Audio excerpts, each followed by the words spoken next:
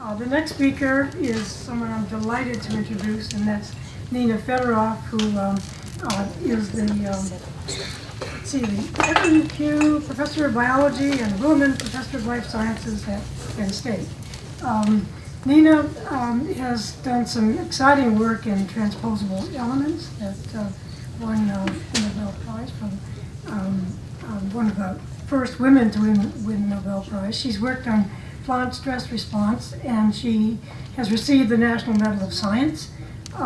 She has served as president of AAAS, and most recently has been working in the Middle East, and I hope you'll have something, a little bit, to say about that. So Nina's going to talk about food and civilization, working across sections and disciplines, and she's been a terrific spokesperson for genetically engineered foods. They're good for you, they're not bad for you. So, Nina.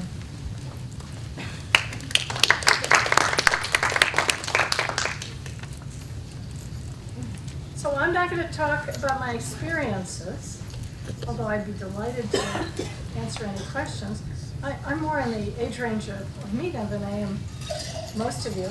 And I could even tell that same story that she told about the limousine reserved for Dr. Fedoroff.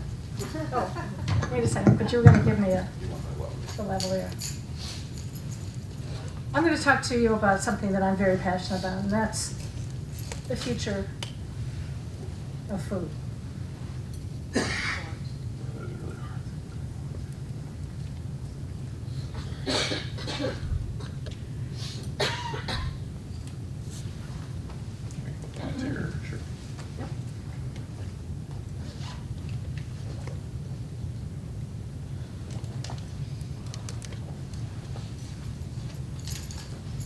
Sorry about that.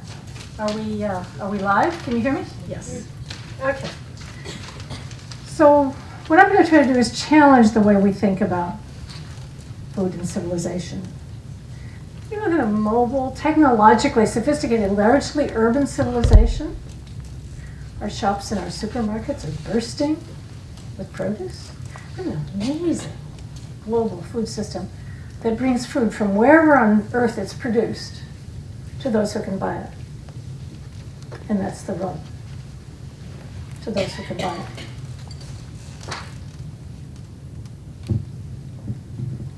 Now in 2008, food prices spiked. Riots broke out in 30 countries, and governments fell. I was then serving as the science advisor to the US Secretary of State, then Condoleezza Rice, and she asked me to organize a high-level meeting on this, what was then called a food price crisis. Now, Secretary of Defense, then Bob Gates, was there. He understood the implications fully.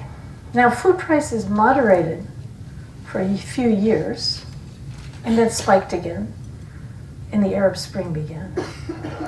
Angry protesters burning tires, blocking roads and attacking the police with fireworks in the Algerian capital. They are protesting over the rise in food prices and unemployment. We do not accept this government because we've been suffering for 10 years, and 10 more years are coming and nothing will have changed. Anti-riot squads deployed in many Algerian cities as a simmering anger threatens massive protests in the oil and gas-rich North African country. The government is humiliating us. They're raising the price of sugar. We have to pay the rent, the electricity, water, sugar, and oil. We're all poor. You know how that came out. And if you think that's a coincidence, watch this. The vertical lines indicate when, and the flags indicate where food riots broke out as a function of food prices. Food prices and riots go up and down together. A scary thought. Can the survival of civilizations, of governments, ride on food? So let's go back a moment and see how civilizations got started. For most of our evolutionary history, we were hunter-gatherers. We spent our days finding and capturing food. Then around 10 or 20,000 years ago, we began to settle down, to shape plants and animals to serve us better. and we settled down to grow and herd them. It's called agriculture, of course. It allowed us to feed more than just our families. We could feed scribes and artisans and warriors and kings. These are depictions of agriculture from a 3,000-year-old Egyptian tomb. Well, civilizations, cities and civilizations grew and flourished. What I'm saying is very simply this. Human civilization emerged because we figured out how to grow surplus food. For millennia, civilizations rose and fell, generally lasting until the land wore out, or until the neighbors invaded, having worn out their own, of course. As plants extract nutrients from the soil, crop yields decline, making it harder and harder to produce enough food, especially as the number of people grows.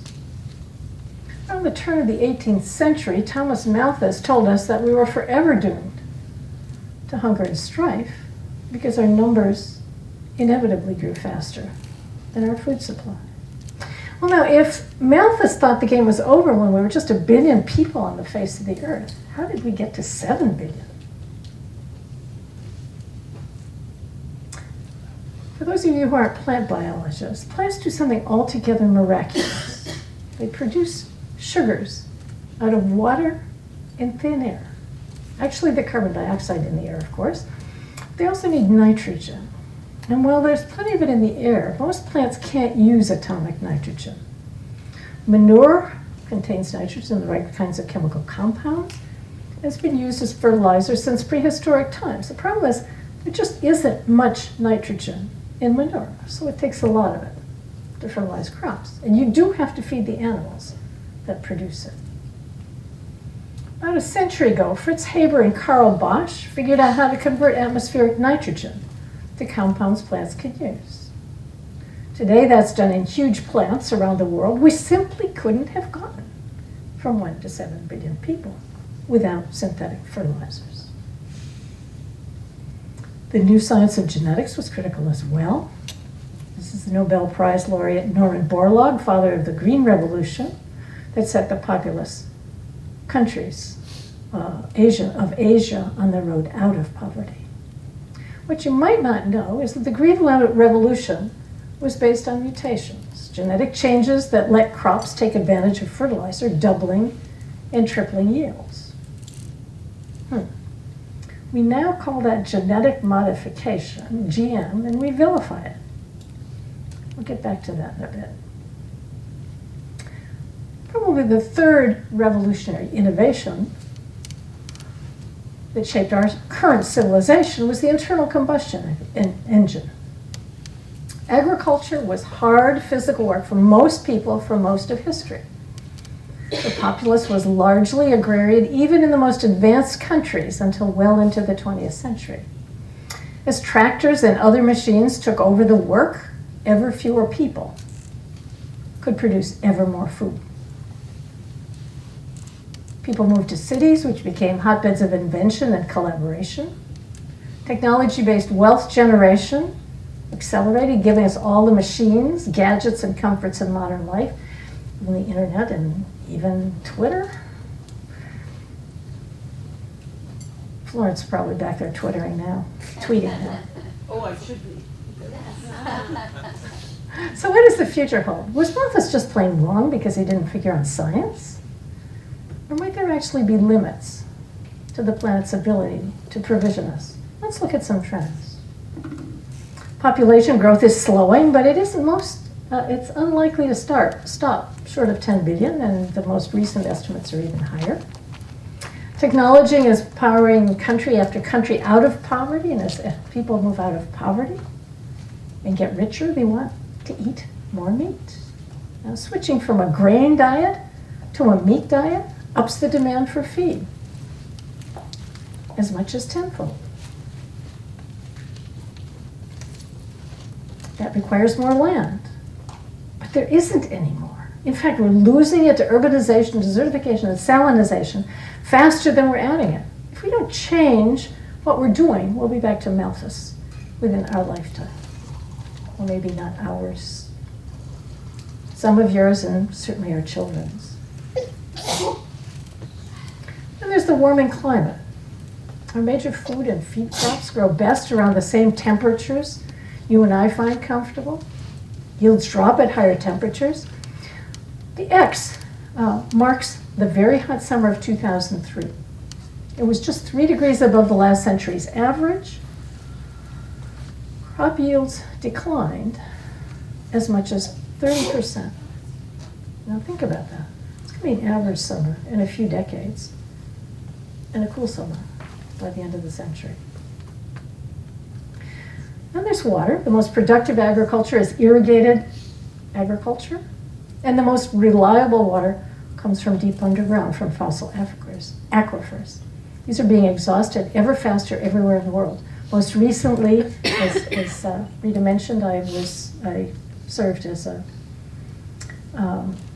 founding director of the Center for Desert Agriculture at the new University KAUST in Saudi Arabia. Saudi Arabia has exhausted essentially 80% of its groundwater, and it has no rivers running through it. These overall are not good trends. Our past successes and our bursting food markets have lulled us city folks into thinking Malthus is history. Now, Norm Borlaug understood that food security was a battle never decisively won. In his Nobel speech, he said, "We may be at high tide now, but the tide could soon set in. The ebb tide could soon set in if we become complacent and relax our efforts." And that's just what we've done. We've shrunk our investments in agricultural research, and by the way, for most of my professional career, plant science got about 2 cents on the biomedical dollar. We generally leave innovation to big agribusiness companies, and then we berate them. Think Monsanto. We've taken to the notion of organic food because we think it's more natural. Don't be seduced. The primary tenet of organic farming is a prohibition on the use of synthetic fertilizers. But manure alone can't do the job. If the entire world went organic, we could feed about half of our current population. And then, and I can mention this in this audience, there's the pathogen problem. We share our pathogens with our cattle, and manure is not always treated properly. So can we feed 10 billion? Personally, I think we can, but we have to think and act quite differently. Agriculture is a complex interacting system of water, energy, chemical, nutrients, environment, and, of course, people. We need to optimize the system as a whole. Very easy to say, hard to do. What are some specific? Well, yields need to go up using less water and less land. One contribution, of course, is moving high-value crops like tomatoes indoors. This is happening all over the world.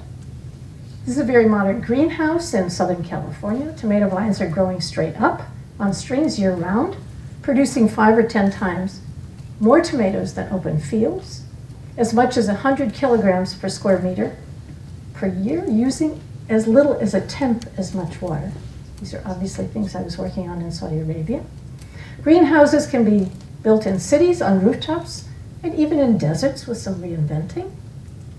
But we won't grow our grain under glass. Farmers apply 100 million tons of nitrogen fertilizer to their fields every year. Much of it ends up in our waterways, killing them. Getting nutrients directly to the plant roots, just when and where they're needed, saves energy and reduces pollution. Here's one system, fertigation, which delivers the nutrients in the water directly to the root systems. The only place I've seen it practiced on a field level is in Israel, actually. But there's much, much more to be invented. Globally, we use about 1 billion pounds a year of insecticides, killing both pests like this corn earworm and beneficial insects. Now, Rachel Carson, whose book Silent Spring ignited the environmental movement, dreamed of a day that we would be able to control insect pests biologically rather than with toxic chemicals. And of course, now we can. Take BT corn, now grown around the world, just like any other corn, except it has an extra gene from a safe bacterium used by organic farmers. But it's inserted directly into the plant's genome using molecular techniques. This is genetic modification, GM. The corn plants produce the protein encoded by a bacterial gene. It's toxic to certain insect pest larvae, but not to people or animals. They don't have the receptors. We don't have the receptors. Insect-resistant crops have reduced insecticide use a lot. Beneficial insects flourish and farmers' costs go down. And there's much more that's now possible using GM technology, crops that can withstand drought, use nitrogen more efficiently, tolerate higher temperatures, and be more nutritious at the same time. But crops modified by these modern molecular methods are the only ones called GMOs. GMO has become something between a fearful and a dirty word. Google GMO and you'll be astounded. GMOs have been playing for farmer suicides in India, tumors in rats, and every manner of human ill, from autism to obesity to infertility and cancer. Frightening. Fortunately, none of it's true. Indeed, after 25 years of biosafety research costing upwards of 300 million euros, the European Union issued a report concluding simply that crop modification by GM techniques is no more dangerous than crop modification by older methods. Every credible scientific body that's looked at the evidence has come to the same conclusion. The NRC is currently involved in yet another go-around on the same topic. Even the oft-heard complaint that GMOs are untested is untrue. Today's GMOs are the most extensively tested food crops ever. But the GMO wars rage on, fueled by electronic gossip and organizations that exploit GMO fears for profit. The Whole Foods market, of which we have several, is now advertising GMO-free food from organisms that there is no GMO version of. Like wine. Years of careful, don't believe me, go look. Years of careful GM work on important crops like this vitamin A enriched golden rice have been destroyed around the world. I've personally been picketed, verbally abused, bombarded with hate email, and just escaped physical attack, all because I keep trying to explain the science and the sense behind this amazing revolution. I think there's a real danger that the ongoing anti-GMO fervor. I was very amused by the lunch speaker today. It's all about belief systems, not about facts. A pile of facts has very little impact on people's belief systems. I think there's a real danger that the anti-GMO fervor will prevail. If it does, we'll have thrown away precisely the technology that hold the greatest promise of making our food systems more productive, more environmentally friendly, and more sustainable. I believe we're approaching a tipping point. We expect 10 billion humans for dinner in the not-too-distant future. How we meet their demands for food will again reshape our civilization. Will we continue to ignore facts and cling to fear-based belief systems? Will the simmering embers of poverty-based social instability grow into civilization-consuming conflagrations? Or will we be able to weigh the pros and cons of new technologies and actually use them? Will we succeed in creating the knowledge civilization to which we all aspire? Will we have the wisdom to invest in the scientific and technological advances that can provide everyone a livelihood, a seat at the table, and enough to eat? I believe we can. Will we? I don't know. Thank you.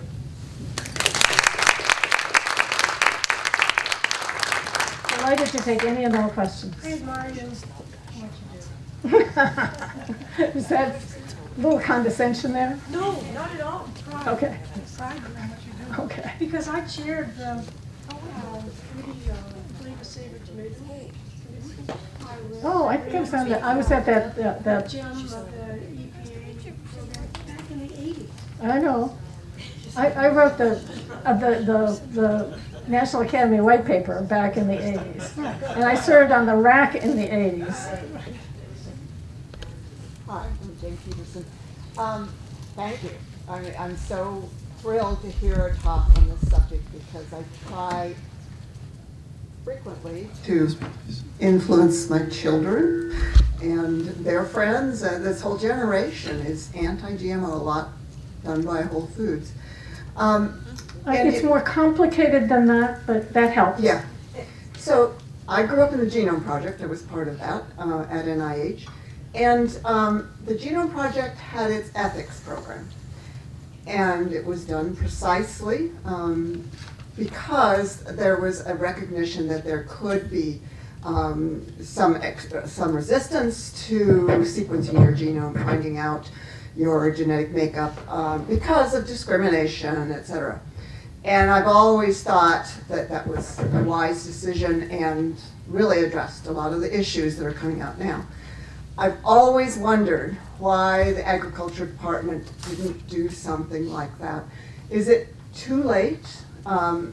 It seems to me that somewhere, either Monsanto, but that's probably not possible now, or the US government, or there just needs to be some kind of a program where there is actual facts put forth, studies done, just like you're doing by yourself, I think, to some extent. No.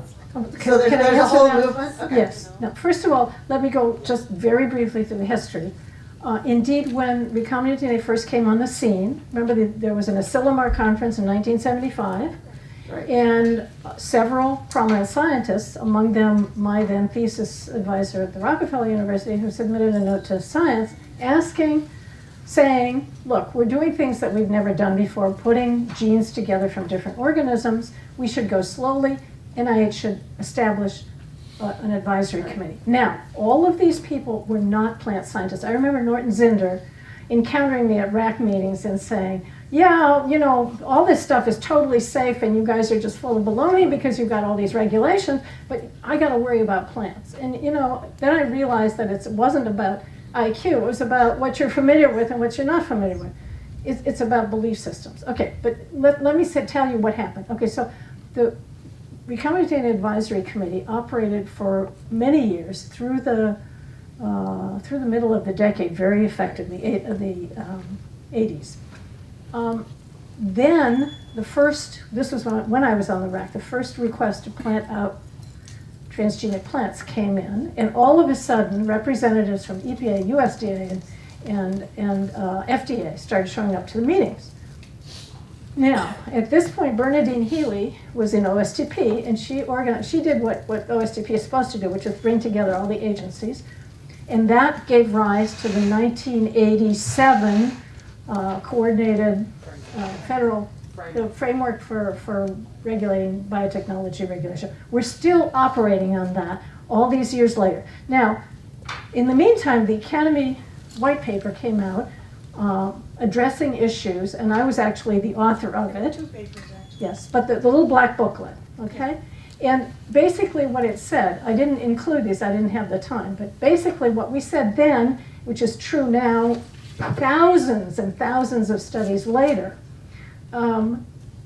you should not be considering the method by which it was created because there was no evidence then and there is no evidence now that using these techniques is creating new hazards. So you should look at the properties of the organism, not the properties. Okay, so OSTP said to the regulatory agencies, we accept that. So you guys, we don't need new legislation. You guys go and find statutes under which you can stretch to regulate this. Well, EPA used FIFRA and TSCA. FIFRA is the Federal Rodenticide, Insecticide, etc. Act, and TSCA is the Toxic Substances Control Act. Well, that set the stage for many of the things that happened later, okay? But as happens with many technologies. There are scare stories that arise early in the development of the technology, and they generally go away when no evidence emerges. But what's happened in the last 10 years is that people like Jeffrey Smith, who wrote Genetic Roulette, and Dr. Oz, and the organic food, oh, that was a long time ago, he's gone. Anyway, but the point is that they figured out how to make a living off of this about scaremongering. And scare tactics really have a huge advantage in our psyches over a pile of facts. And we scientists have a boring story to tell. You know, there are occasional studies that come out like this, the rat study, the Seralini study, in which this guy started with rats that developed tumors. He fed them, and it doesn't matter what he fed them. He had an experimental group that was 10 times the size of his control group, so of course the tumors are going to develop first in the experimental group.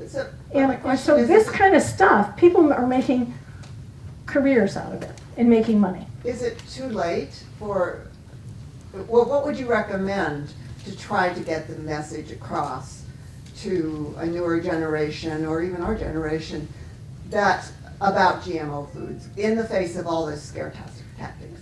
There isn't a silver bullet, but yes, we need to get out into schools. We need more DNA, things like the Cold Spring Harbor Laboratory runs, to go out into schools to teach people. There are kits that are, I think, produced in Denmark that actually allow kids to transform plants in the classroom. Okay, that's what we need. But mostly, there just aren't very many plant biologists, and that's part of the problem.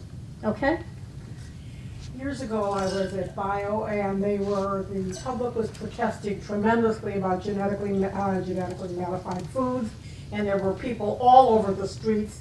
Some of them were dressed like cabbages, some like carrots, some like celery, and the scientists weren't paying any attention. They were not let into the convention.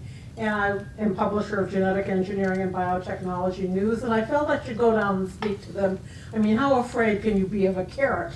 So I went down and I spoke to them. And what I found is it's the fear factor. Yep. It's the fear factor always in new technology, because they felt that chemistry had brought them love canal, physics had brought them. And biology is now So that they're afraid of new technology, and we don't have enough people that are going out and speaking publicly, whether it's to PTA organizations, starting at that level, explaining new technologies in terminology that they can really incorporate and take home and feel better about. And I think that's going to be absolutely essential. I'm not the only one that does it. All of my plant colleagues do it all the time. We do it in schools, we do it wherever we have.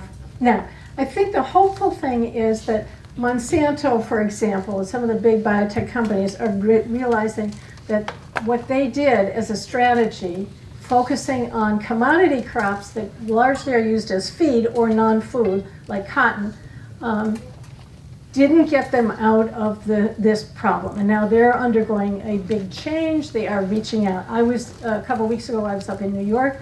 The Intelligence Squared debates had a debate on GMOs, and it was Fraley versus the old classic Benbrook, you know him, and Margaret Mellon.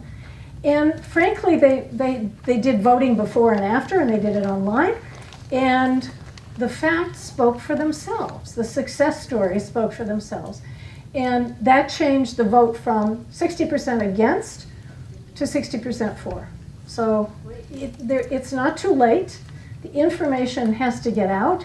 And I think that you'll see much, much more of that than you've seen before. But I'm not, it's very difficult to dislodge fear-based beliefs. And beliefs form, if you read any of the psychology, beliefs form really rapidly, often taken from, oh, I've heard that Monsanto does this Terminator. I've had people get mad at me for explaining to them that Terminator technology never existed. Okay?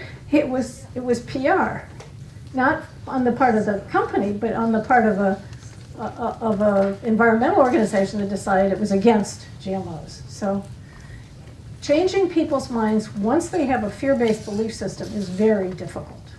Just a quick question. Lori Garrett from the Council on Foreign Relations. I wonder if you could reflect on the significance that in every single aspect of biosecurity, bioterrorism, synthetic biology, dual-use research. The last 2 days I spent at the National Academy of Sciences on gain-of-function research, that all the negotiations on the global level fall apart because the Europeans base everything on Cartagena. Not And only we that, base, but when we, if I can finish my question, Sure. and we base most of ours on the Biological Weapons Convention and other agreements, which means that most of the European side of the negotiation, which is usually our allies in these things, is entirely about GM. it is a problem, and it's the precautionary principle I think that you really mean. But the Cartagena Protocol, it's motivating. Its fundamental assumption is that there's nothing destroying biodiversity except for GMOs, which is just not true. So yes, those things all work against it. Let me get